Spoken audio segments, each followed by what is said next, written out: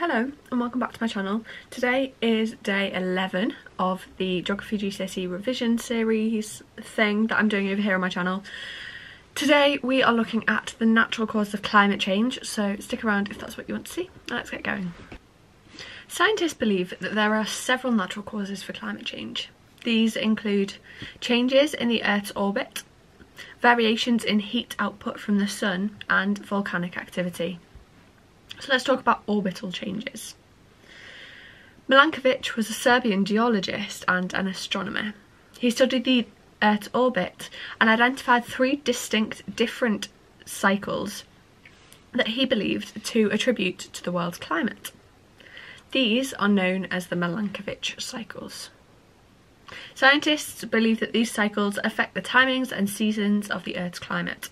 In particular, a 100,000-year eccentricity cycle coincides closely with the cold or the glacial and the interglacial periods in the Quaternary period, the period we're currently living in. So let's talk about Milankovitch cycles. Eccentricity.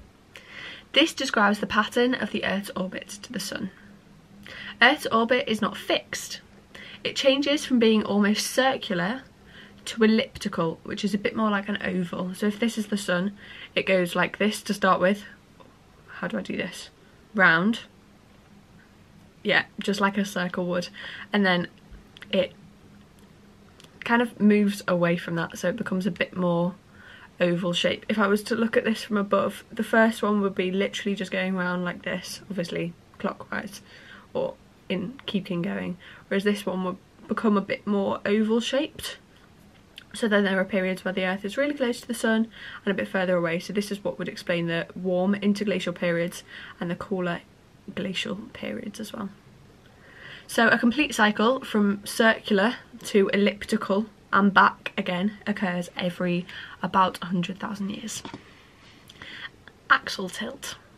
The Earth spins on its axis, causing night and day. The Earth's axis is currently tilted at an angle of 23.5 degrees.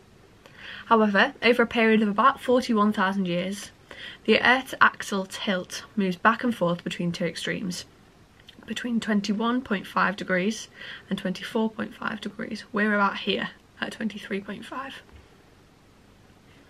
And then precession. This describes a natural wobble, rather like a spinning top. A complete wobble cycle takes about 26,000 years. The Earth's wobble accounts for certain regions of the world, such as the northern Norway, experiencing very long days and very long nights at certain times of the year. Let's talk about solar output. Scientists have identified cyclical changes in solar energy outspots linked to the presence of sunspots. A sunspot is a dark spot. It's a dark patch that appears from time to time on the surface of the sun. The number of sunspots increases from a minimum to a maximum and then back over a period of about 11 years. This is an 11-year period is called the sunspot cycle. When a sunspot output is at its maximum, the sun gives off more heat. Large explosions occur on the surface of the sun, resulting in solar flares. When sunspot output is at a minimum, the solar output is reduced. This can lead to lower temperatures on Earth. Volcanic activity. Violent volcanic eruptions blast huge quantities of ash, gases and liquids into the atmosphere. Volcanic ash can block out the sun, reducing the temperatures on Earth, but this tends to be a short-term impact. The fine droplets that result from this conversion of sulfur dioxide to sulfuric acid act like tiny mirrors reflecting the radiation from the sun. This can last a lot longer and affect the climate for many years. The cooling of the lower atmosphere and reduction of surface temperatures is called the volcanic winter. So let's think about this question.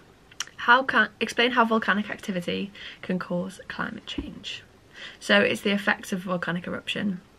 The volcanic ash can block out the sun, and the fine droplets of sulfur dioxide that turn into sulfuric acid act like tiny mirrors that reflect back radiation to the sun, so it's not getting within our atmosphere. Therefore, the Earth cools as a result. So that was explaining and looking at the natural causes of climate change. I hope you have found it useful.